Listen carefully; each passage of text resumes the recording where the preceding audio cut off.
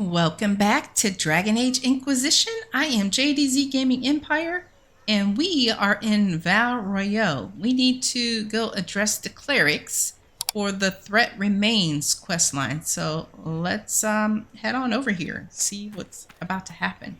Was there any more placards we needed to read? Yes. More reading.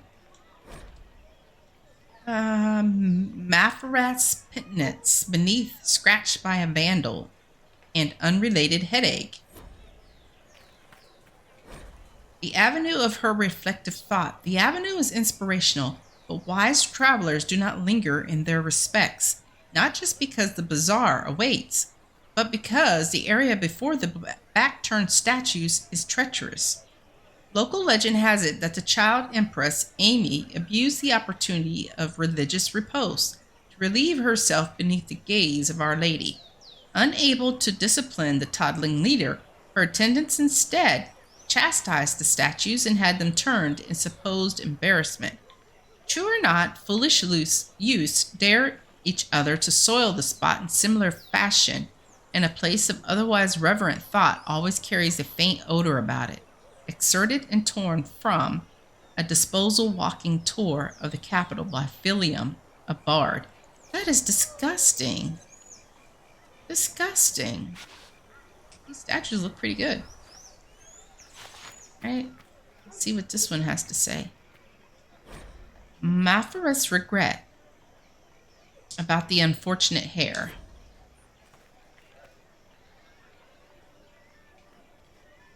Val Royeaux is a beautiful place. Okay, oh wow, more reading.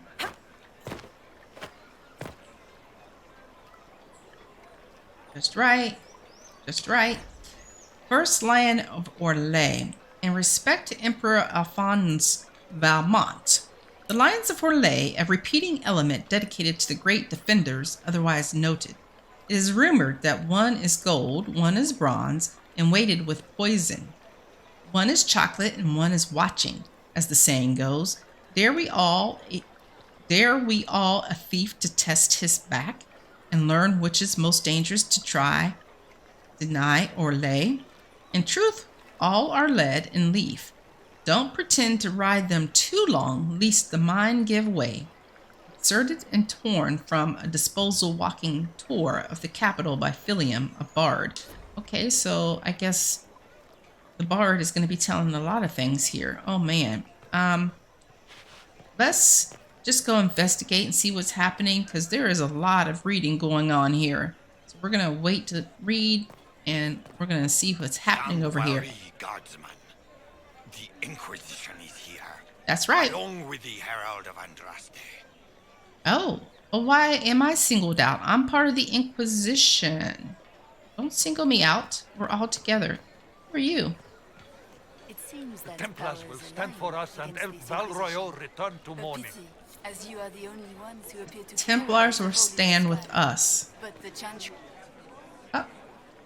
Oh, I didn't mean to cut them off. I wanted to hear that conversation. Good people of Val Royeaux, hear me. Together, we mourn our divine. A naive and beautiful heart, silenced by treachery. You wonder what will become of a murderer. Well, wonder no more.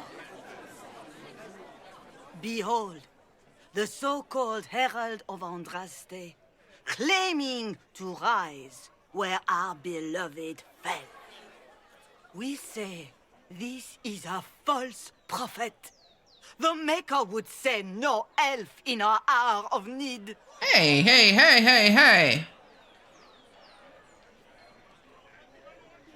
We came here in peace simply to talk, and this is what you do. I implore you, let us sit down together to deal with the real threat. It's true. The Inquisition seeks only to end this madness before it is too late. It is already too late. The Templars have returned to the Chantry. They will face this Inquisition, and the people will be safe once more. Hey! That was uncalled for. Still yourself. She is beneath us.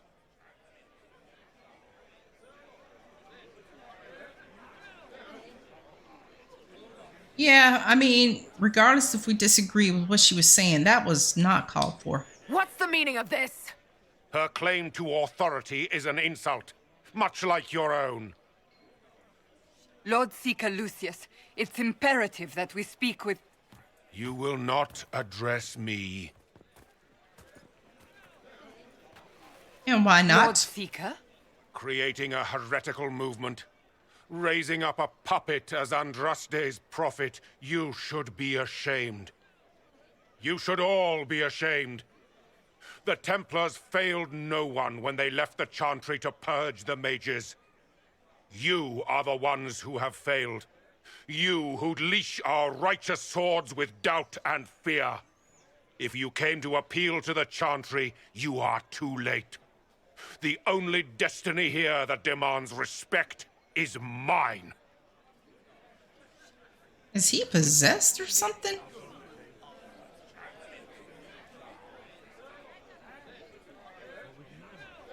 Oh, I don't know what to ask. If you're not here to help the Chantry, then you just came to make speeches. I came to see what frightens old women so, and to laugh. But Lord Seeker, what if she really was sent by the Maker? What if... You are called to a higher purpose. Do not question. I will make the Templar Order a power that stands alone against the Void. We deserve recognition. Independence. You have shown me nothing, and the Inquisition, less than nothing. Templars, Val Royeaux is unworthy of our protection. We march. Uh-oh. Well, go on then. Charming fellow, isn't he? Has Lord Seeker Lucius gone mad? Yeah, I think he has. Do you know him very well? He took over the Seekers of Truth 2 years ago, after Lord Seeker Lambert's death. He was always a decent man, never given to ambition and grandstanding. This is very bizarre. Do you think he can be reasoned with? I hope so. If not him, there are surely others in the Order who don't feel as he does. Either way, we should first return to Haven and inform the others. Wow. Okay. I want to read about him.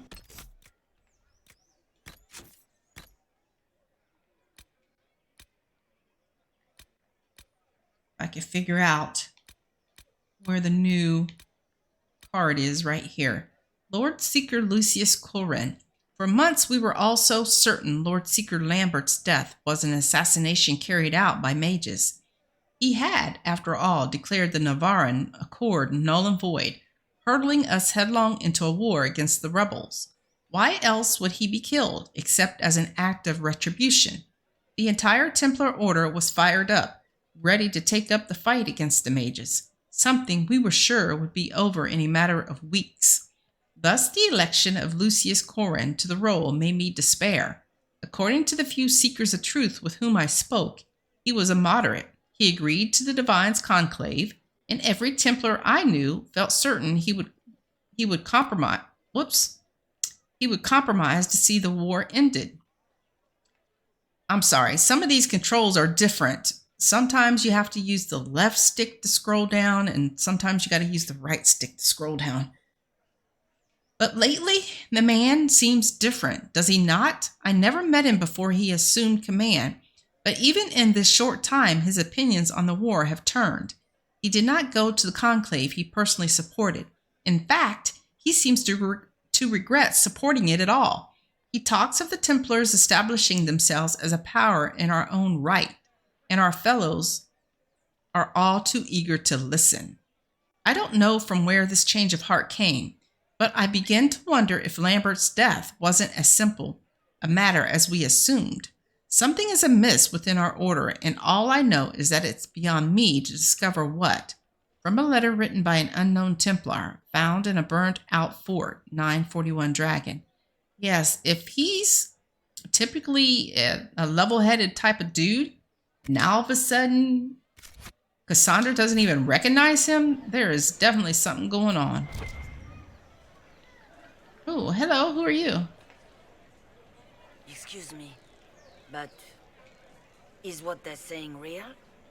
The Inquisition's going to fix the hole in the sky?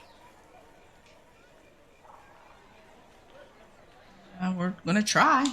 That's what we're attempting, yes. No one is doing anything. The Chantry is useless, and the Templars... Andraste. I never thought they'd abandon us. Listen, your camp will need food. I have contacts.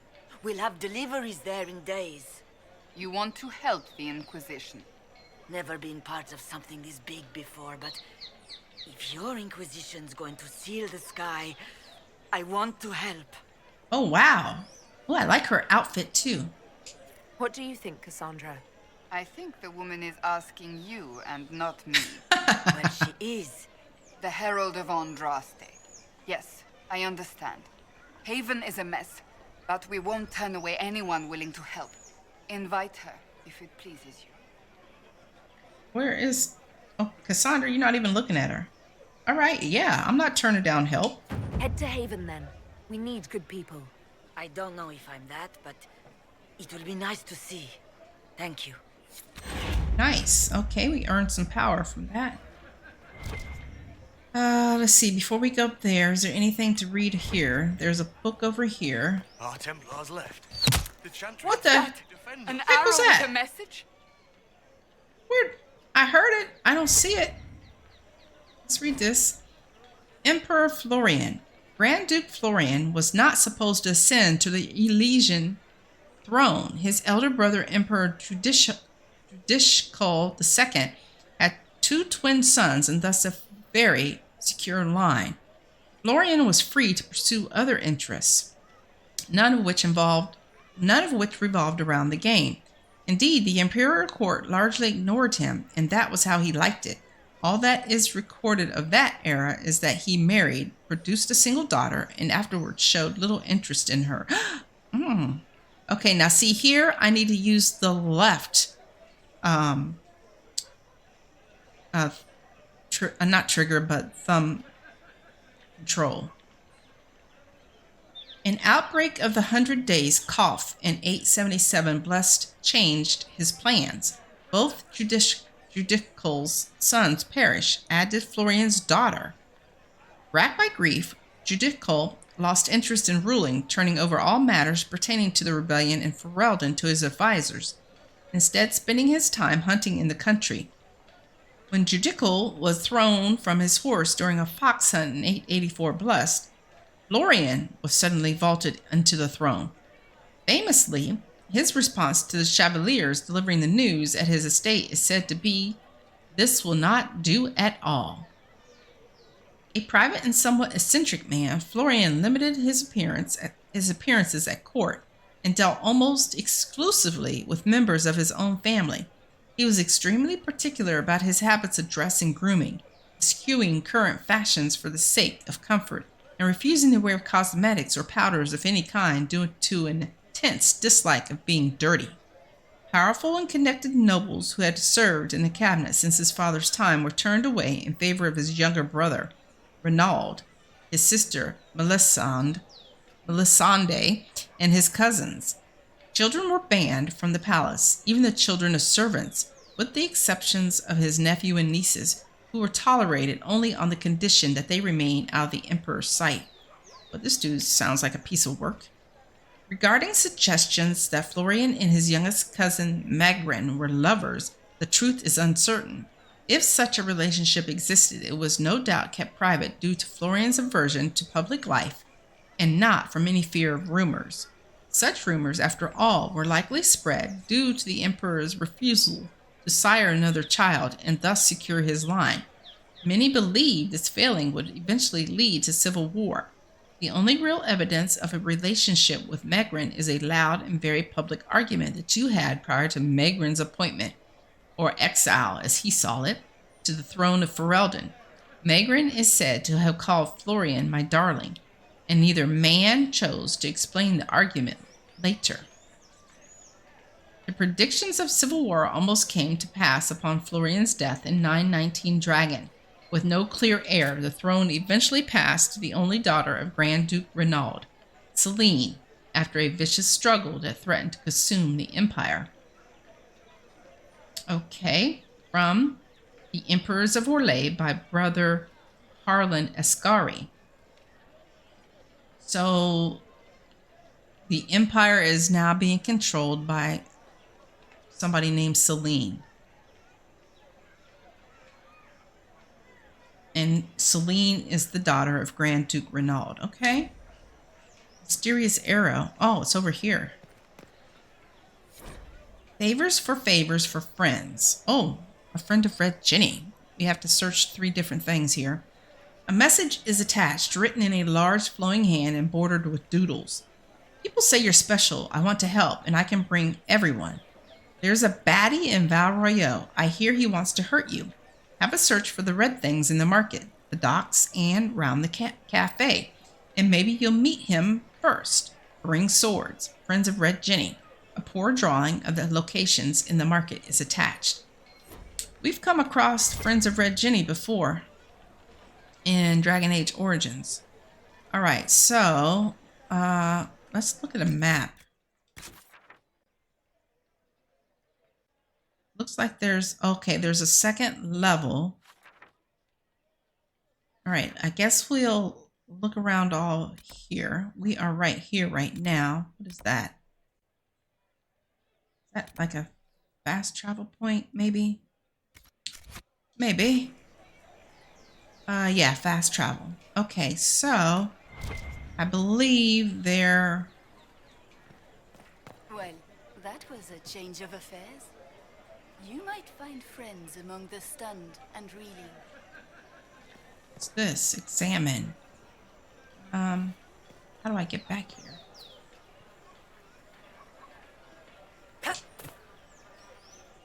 What is this? La Pomme vie et morte. It is said that the apples grown near the gallows will be bitter on the tongue of a lover who will betray. It is also said, although by different people entirely, that unripened fruit should not be the only consideration when investigating matters of fidelity. The latter are lonely most evenings among the arbors of the summer bazaar. From Our Elysian Heart by formerly Sister Ladine. Okay. How did you get there, Varric? Oh, I guess you came. How did you get back there?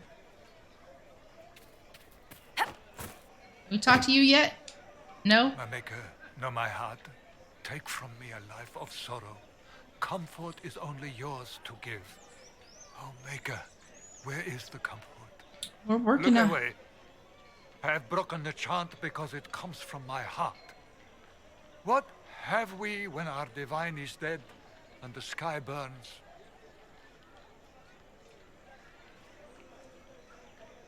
What do you mean you broke the chant? Are you also ignorant of the Maker's most basic right? Hey!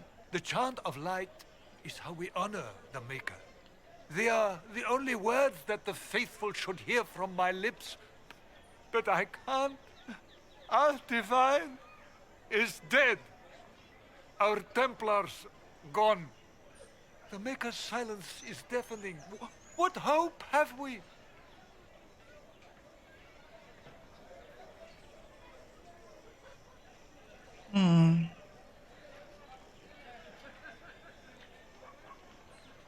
The Inquisition can give you the answers you need. So I have a faith I've lost. Or one that seeks to drive it from me. I can't even look to our Templars. How is this not darkness?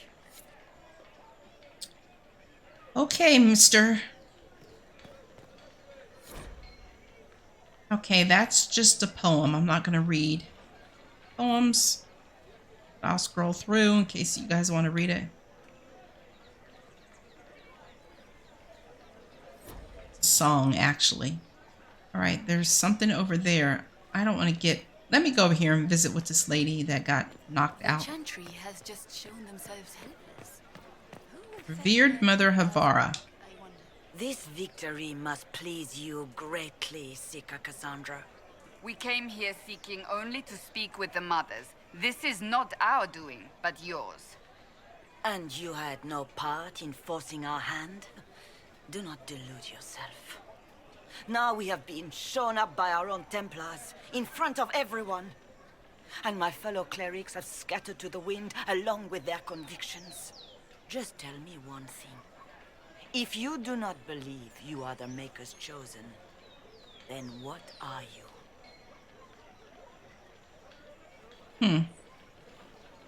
Someone who can help close the breach and end this madness. That is more comforting than you might imagine. I suppose it is out of our hands now. We shall all see what the Maker plans in the days to come.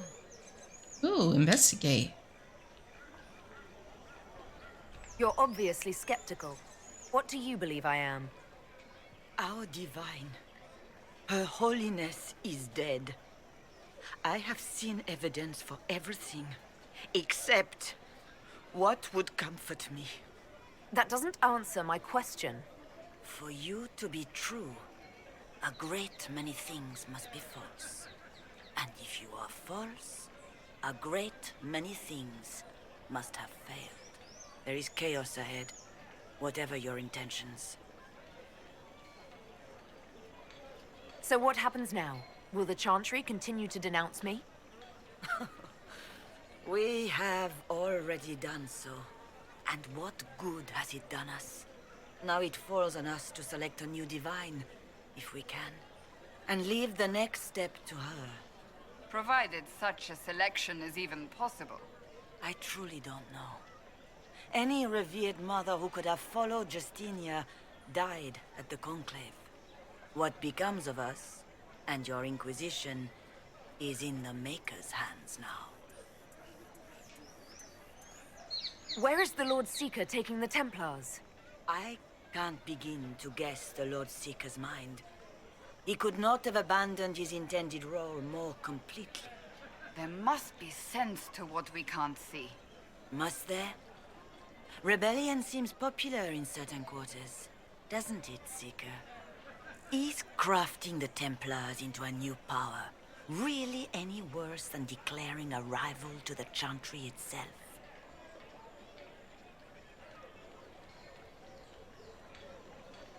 How many Templars turned on the Chantry exactly? They rebelled across Thedas. Some remained loyal, but not enough to call them the Order. The White Spire here in the capital was the largest garrison, but now it stands empty. Perhaps more shall flock to the Lord Seeker's banner now. How far has faith waned, I wonder? How are people responding to all of this? Despair. Fear.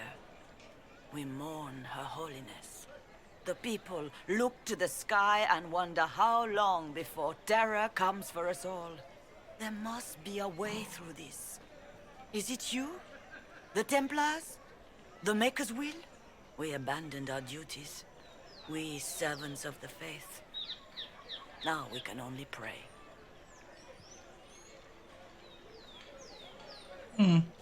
It's not too late. The Chantry could still help us and come out on top. If only that were true. What's to stop you from trying? We are not looking for a winning horse. We are simply trying to do the right thing. Hey. Anything else? Leave me be, Survivor. Your presence here is not comforting. You're just rude. There's got to be a way to calm everything down and clean up this mess. I hope against hope that may be the case. Oh, leave her cranky yank herself alone. Let's see what's back here. Something to examine. Looks like some type of mural. Difficult time for those who have lost. While I understand concerns for propriety in the general dressing of the bazaar, I must caution that release is needed.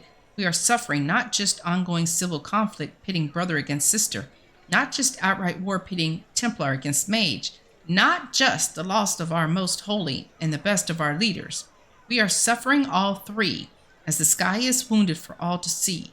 All we know of our world is threatened, along with all we know of the next. With this most grave notation, I ask that the writs of losses and missing remain, that the citizens, however indirectly, be allowed to post their griefs of known dead in the names of hopeful living, and with them their criticism of how they have been told or not told. For while I have no doubt we as Orlesians will maintain our utmost composure, there must be release. There must be grief. There must be mourning. If not, we do not allow this simple expression, we risk a greater outburst. Let our people shed their tears in as reserved a means as necessary. The market will be cleared in due course, but this time, we must let this simple expression stand. Written by Captain Albion, Orlesian Guard, Summer Bazaar. Oh, I like the way you talk there, mister. Oh, there's something back here. Let's go back here. Something is back here.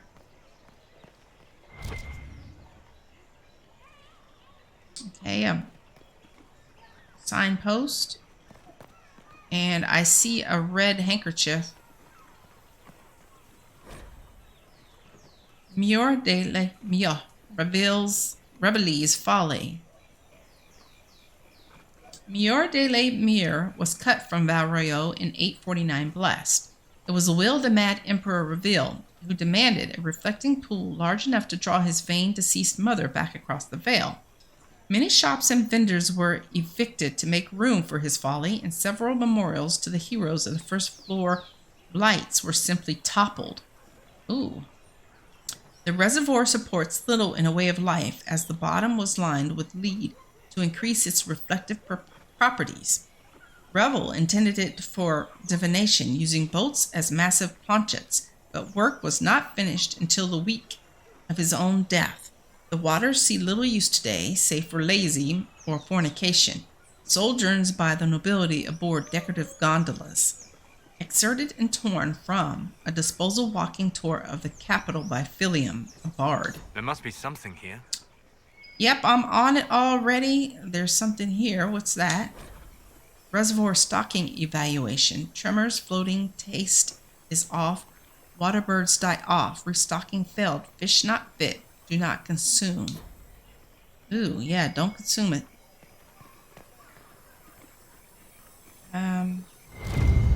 Alright, red handkerchief. Favors for friends. Red handkerchief folding around a key with a small hasty scrawl. Key lifted from drunk, swearing about Harold. Don't know what door. I'm out. My debt is paid. Something to read here. Can we get to it?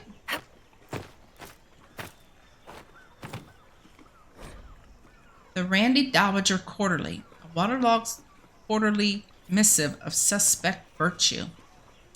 The Randy Dowager welcomes the blooms of spring with collected Libyan courtiers, being a scandalous representation of Her Majesty's favor, caught in flagrant delectable. Can their uniforms and modesty withstand the assault? The Randy Dowager, exhibitions for the noble of thought, but spry of step. The lady herself says, hardly a Tetris, but generously arousing if polished cuirass. Does it for you, and it should. 3 scars fluttered in shock out of 5. R.D. What is that? Some type of riddle or something? Alright, we are done here, and nope, can't go in there. Let's go up these steps and see if there's anything of value. Nope, okay. Excuse me. Alright, we're done in this little alcove.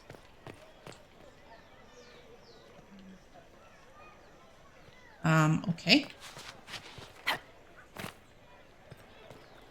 What is this we need to read? The third line of relay. In respect to Duke Yvonne of Severin. Okay, so these are built in tribute of some people. Grace of the Empire South. A notice reads, reserved for his strangeness or sound and his static puppets behind glass.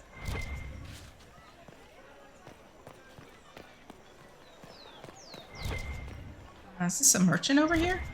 Yes. They left us. Barnabas. The Templars left us to the mages. Chantry liars. Oh, I thought he was going to say something else. Open? Yes, as open as I can be. If you've a need for the well-cut or the sparkling, perhaps I can help. At the very least, we can appear like everything is normal. Yes. Okay, let's see what he's got. Buy, sell. Tonics belt. What is that? Increases the maximum capacity of all tonics. Well, we don't have tonics yet. Potions belt increases the maximum capacity of each non-healing potion by the specified amount. Non-healing? No, I'd want something that would increase healing. Warrior only. Increases maximum guard by the specified amount plus 10. And he sells a lot of belts, it looks like. It's not cheap. I mean, it's not expensive. Belt of health, maximum health. Okay. Right, and then let's do some selling. We need to sell our valuables. Oh, okay. There, that really lightened up our load. Thank goodness.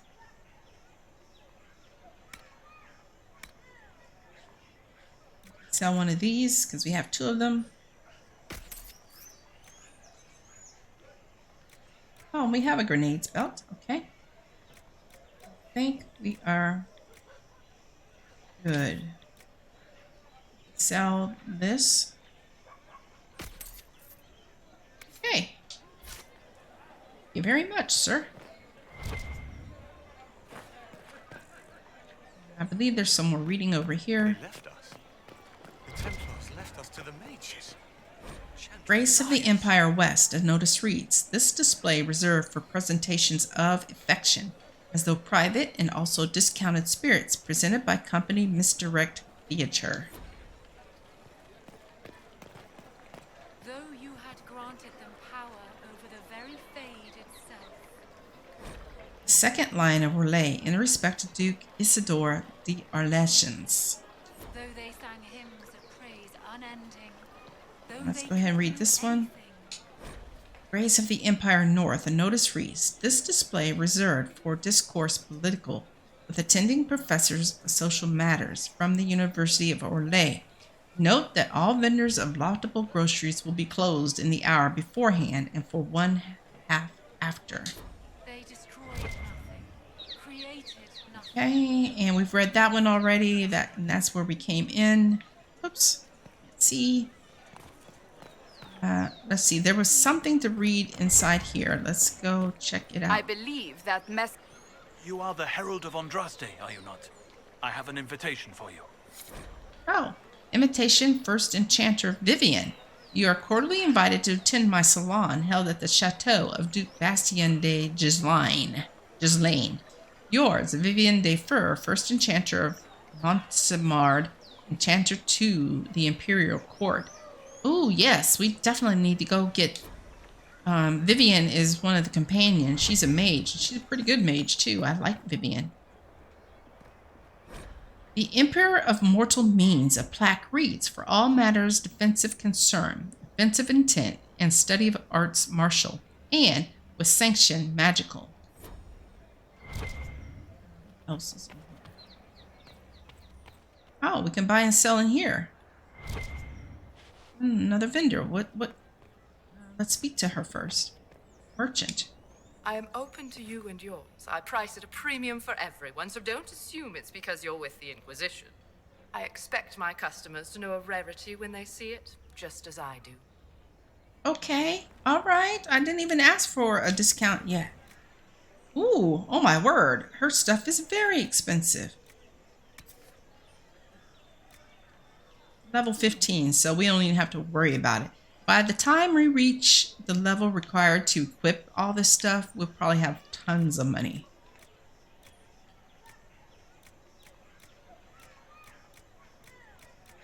Okay, thank you. I'll have to remember you're here. Let us leave now. And there was, excuse me, I'm sorry. Is there something to read there? No, but there's something in here. Pierre Marie. Well, this has all been a frustrating mess. Templars and Chantry and especially the mages. Just everything. I apologize if you were refused service, but we are now open for business. Especially if you put my wares to use. Okay. Let's see what... Oh, he sells arms. Looks like. Oops. Well, at least his stuff is at a level that we can eventually get to. Actually, his stuff is for our level right now. Looks like he sells mostly mage things. Let's see. Don't tend to buy. I tend to find out in the open while we're exploring. Actually, I don't see anything in here I want to buy from him. Everything that we have is pretty good except for that. Okay, well, thank you, kind sir. Thank you very much. Nothing else in here, okay. But I guess if we were to have sold some of our other staffs, we could go back there to buy them. Let's see. We have not been... Okay, we're going this way. Something else to explore over here? I see something up there. What is that? All right, let's go through. Les Masques du Lion, or du Lion. We cheered when honor was her might, but many more deserve a thought. For though she was the first a knight, her kin and kind have always fought. From a plaque with the dedication, Les Masques du Lion, sponsored by Princess Corinne's first cavalier, for those we stood beside. Oh, it's a dedication. All right, let's see what's in here. Hey, soldier. We maintain an Inquisition presence on Commander Cullen's orders. This has been received as you might expect. Okay, good, good, good. What is this? Move along. Of course. Move along. The head of Madame Snappy Snips, mascot of Les Masques du Lion, named in jest but generally respected. The Grand Ma'am, as she is also called, was the last dragon brought down by Sir Koenig, the previous owner of the cafe. A spirited hunter, Koenig came of age in the years following the sighting that named the heir. While others were quick to assume the tales of ancient Navarran dragon hunters must have been exaggerated, he tracked the gradual increase in dragon numbers and size. Koenig believed we had yet to see a true return of the beasts of legend, and that the specimens of his day were young, despite their ferocity. It is a cruel victory, but today we know Sir Koenig to have been correct. Even as he may have fallen to his own expertise, he was years overdue from his last hunt. For the rest of us, travel-weary, what we thought to be the pinnacle of dragon strength may have been closer to adolescence. The sisters of Madame Snappy Snips may have left their sibling far behind.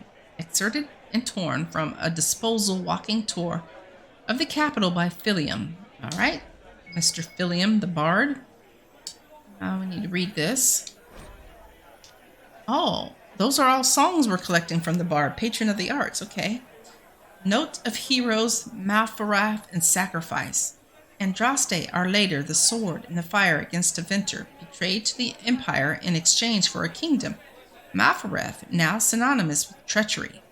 But would Andraste have won? And if not, what would we have lost? let us look not just at the act, but at the way of it. As the armies of faith pierced the imperial homeland, it was revealed not as a wave, but as an arrow, and as any hunter will attest, if your aim is not true, there is no returning to the bow. We must consider how much of Our Lady's victory to this point was against true Imperium, and how much was against the echoes of Empire. Andraste, the inspiration, may not have considered such, but Malfareth, the general, fought for homeland, not visions. Was it victory or defeat that his betrayal held at bay? Malfareth made the deal that killed Our Lady, that is fact. And when Andraste died, Malfareth was gifted everything from the southern plains south. How generous and impossible to hold this must have seemed. Let us look on Malfareth and the legacy he divided among his sons, not with an eye for accusation, but from a tactical consideration, for he must have known that mere rivals had never stopped to venture. What if he set about creating peers, and none of this was accident? How they fared, Asareth, Everon, and Verald. Okay, from Philip. Let's get away from the bard playing. Let's get that handkerchief. Favors for friends. A different simple script on the back of a stable report, marked with red paint. Thank you, friends, for helping good Lady Karis saw those who asked about Harold enter third passage. Could not stay to see them exit. All right, let's move before I get a copyright strike. Let's see, there's something over here. I thought I saw something over here.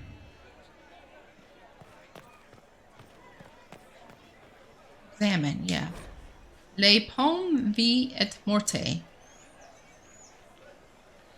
The apples nearest the cafe are said to change their taste, depending on whether one is walking toward or away from the gallows.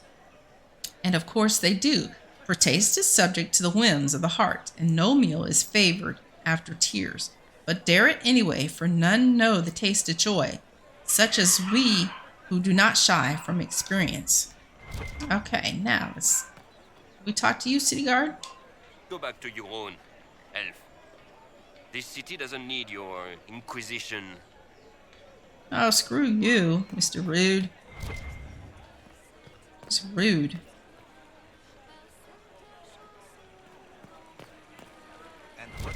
Nice. More reading, sorry. More reading. The summer house of Monsieur Gloves. A plaque reads, a seasonal home for the childhood pet of the twin sons of Empress Yvette. The nature of Monsieur Gloves remains unknown, save that he was a gift from the Ravani ambassador, and he was eventually released to the sea after taking the hand of a sluggish page. Oh, man. All right, we're not going to talk to him. We're just going to go upstairs. See what we find here.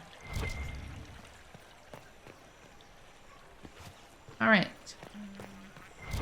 Watch your tongue. Maker. Hey, looks like there's another merchant here. What are you buying and selling? Inquisition, eh? I'll sell. But if the Chantry censures you, I'm not liable. No offense, but I have to live here, and Val Royeaux can be traditional. Really? Val Royeaux is traditional? Oh, he sells schematics, which we have yet to put on our weapon and armor. He sells weapon schematics.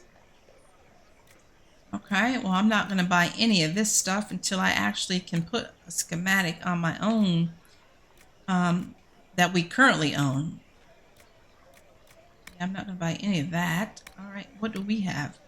We don't have any armor schematics, but I'm pretty sure we have some weapon schematics. I thought we had weapon schematics. Nothing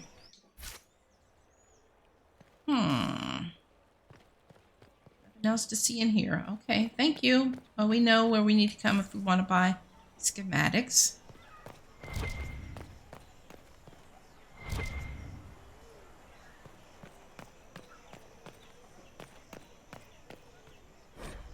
Not heroes the death of diversity.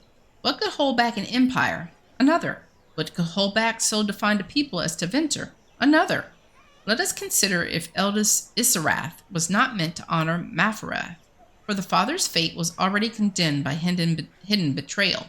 Let us consider that Isarath was told to turn from ties to Mafarath, to look forward, not back. What of his actions then? Isarath was granted a land of tribes, of scattered alliance. His answer was the grand unification which most condemn as arrogance. Sweeping changes in trade, relocations to break local allegiances, all to favor centralized trade and power.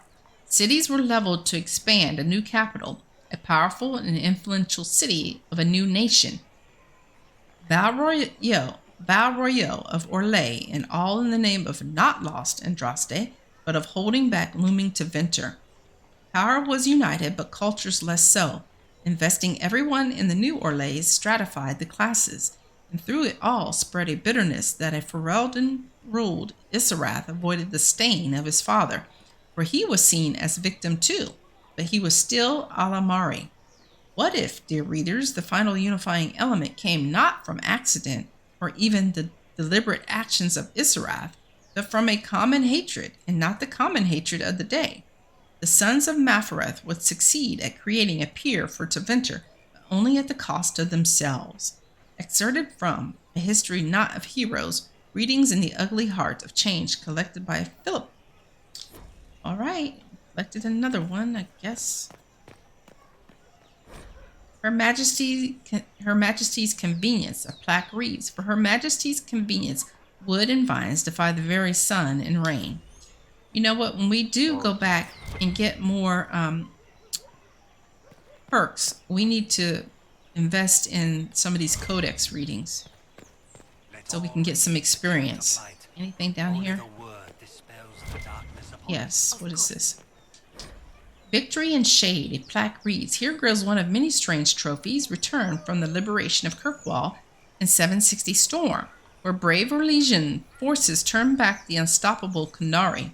A cutting salvaged from a burning dreadnought was presented to Emperor Cyril, and it was tended to full growth by the careful hands of Val Royeaux's master landscapers. Ooh, interesting.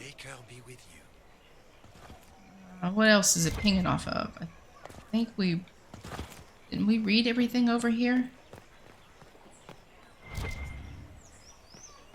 Thank you. A pleasure. Saying it's pinging. Excuse me, there, Solus. Pinging off something in here. Oh, it's hidden. Maker be with you. The Lover's Alcove. Every district has one, at least one, and the question must be, why is a place meant for dalliances declared in such an obvious way? And the answer, of course, is that obviousness is the entirety of the point. When manners and station will not allow impassioned words, such corners are places to be seen, not being seen. Entering with a paramour is as much a declaration as singing out in joy, which one of good standing must never do. The alcove is thus a dignified means of announcing romantic affiliation, either from genuine partnership or to appear as such in order to spare a suitor a refusal. Dignitary, of course, requiring that one does not also make use of the darkness for actual physical gratification. This has, of course, never occurred. From Our Orlesian Heart by formerly Sister Ladine. Never occurred? Well, you keep right on to believing that, sister. Just what we needed. Excuse me there, Cassandra. Excuse me. Okay, we have one more handkerchief to find. Okay, can't get through there. We've been to the market. Actually, let's turn that. Oops. Let's turn the. Oops. Okay. Now that I've selected the right one, let's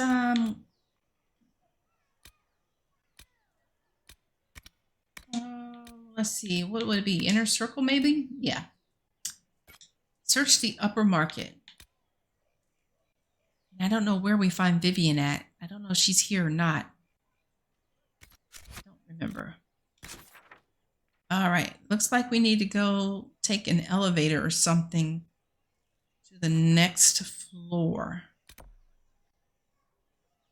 Or we could just fast travel. I think we've seen everything there is to see here on this lower level. So let's go ahead and fast travel.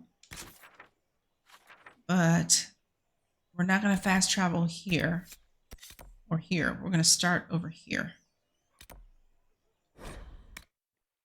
so we can look at everything.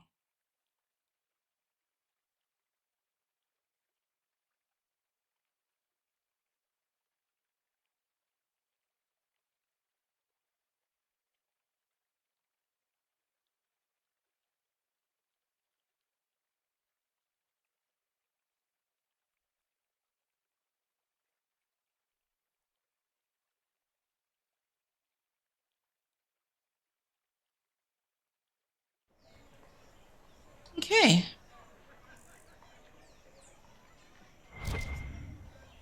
All right. This way. Or not.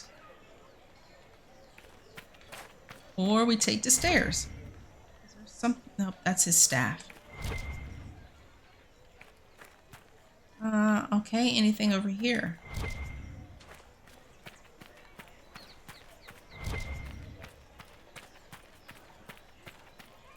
Yep, something to read.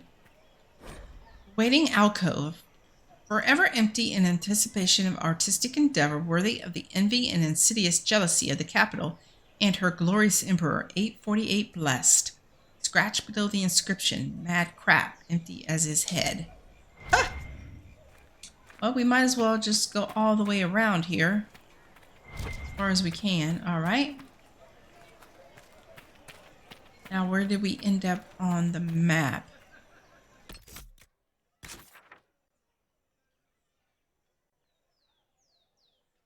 Okay, I guess we can just go ahead and go down these steps. Doesn't matter. We're going to see everything anyways. Pillars of her everlasting flame. Pillars of her everlasting flame, ignited 530 exalted, capped 562 exalted. Forgive them their petty nature, for the soot of your eternal flames blackened their silks. Okay. Looks like there's something to read over there.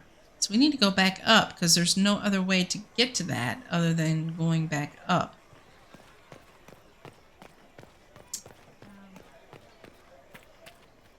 Oh no, can't go that way. I guess there's some steps over there. Looking.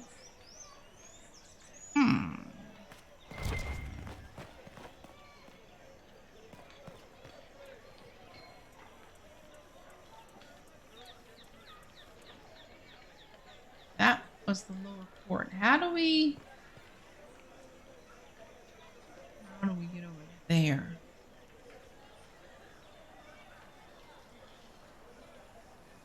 All right, we'll figure it out.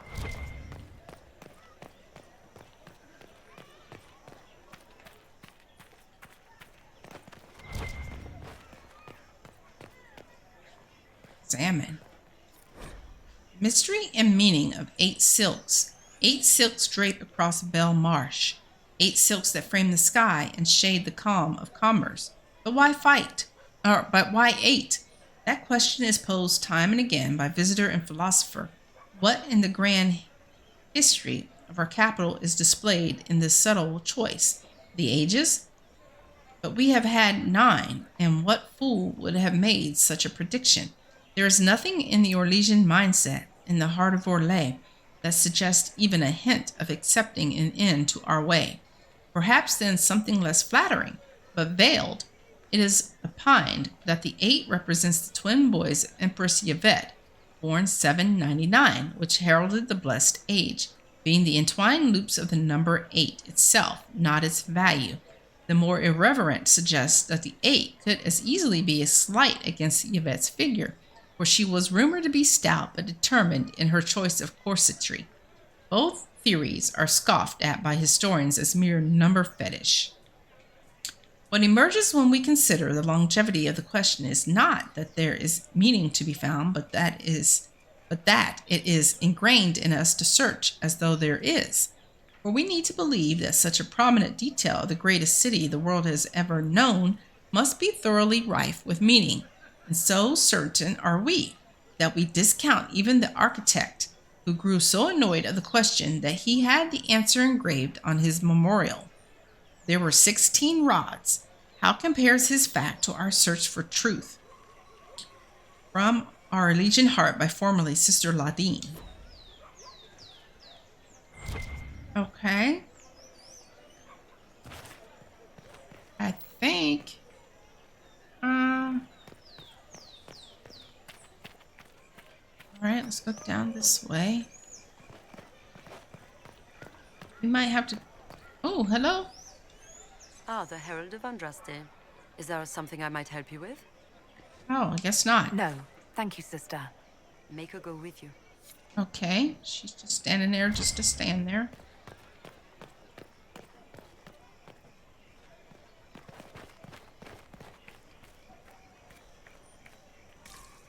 Back here. Okay, this is up above where we found the first or the second handkerchief. Okay, we might have to fast travel again. Look at the map. So we've done all this. Okay, there's actually no way to...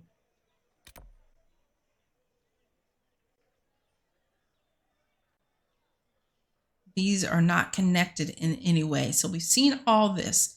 Let's fast travel over here. Then we'll take a look at everything on this side. And then we're going to end up fast traveling to this point and getting this. And I guess we can't even go here. So let's go here. Kind of confusing.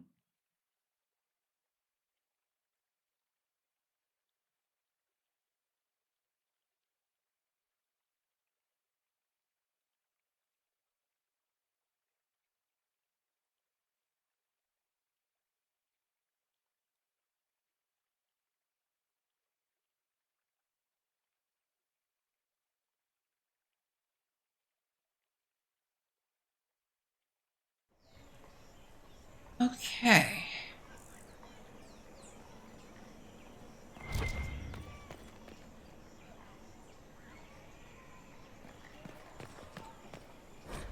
The Randy Dowager Quarterly. The Randy Dowager welcomes the new year by scandalizing the old with the collected romantic epic, The Horn Ones, being a tale of conquest, both of nation and of heart. Demands are satisfied as a bronze giant share their explosive passions. The Randy Dowager, exhibitions for the noble of thought, but spry of step. The lady herself says, only for those of particular taste, delicate buds should remain in the garden while the bold of us flower. 5 scars fluttered in shock out of 5 RD. Okay. Back there.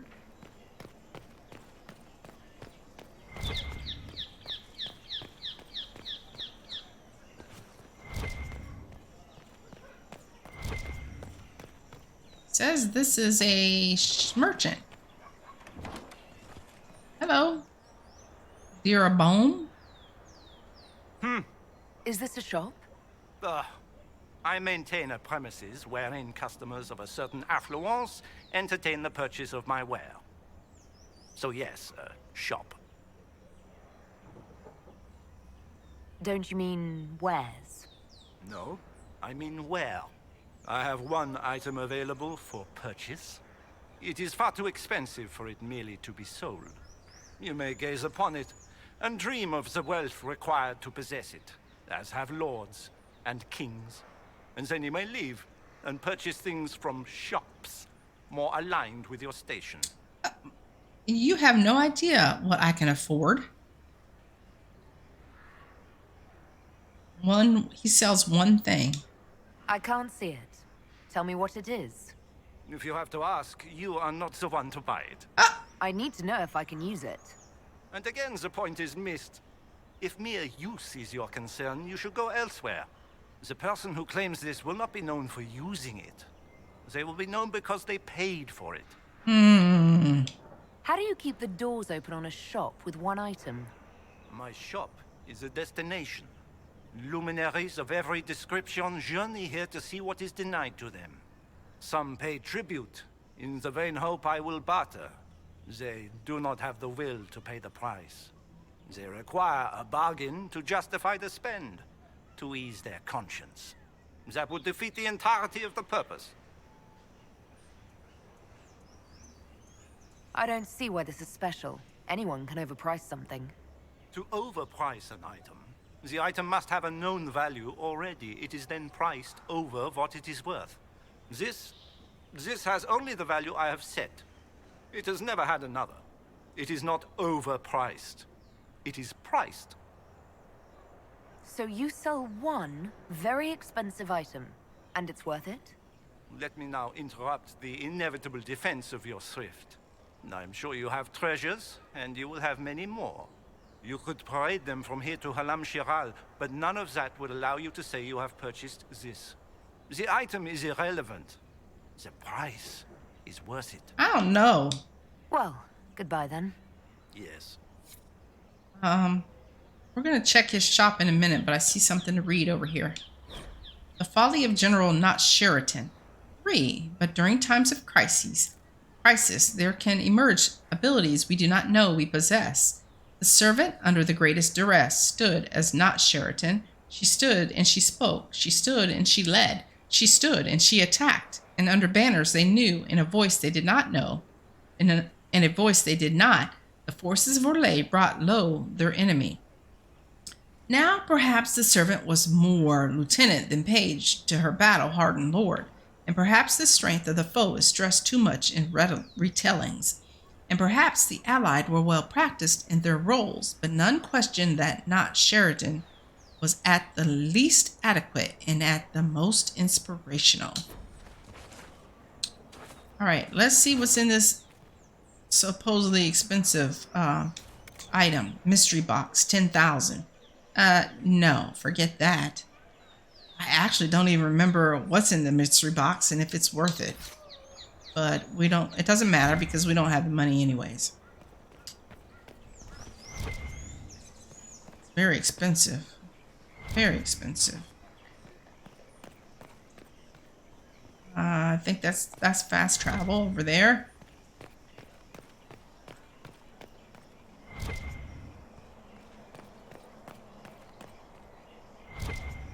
What are you looking at? You're looking at the wall? Okay. Oh, I missed. Somebody was talking. Interrupted them. More people staring at walls. What is happening here?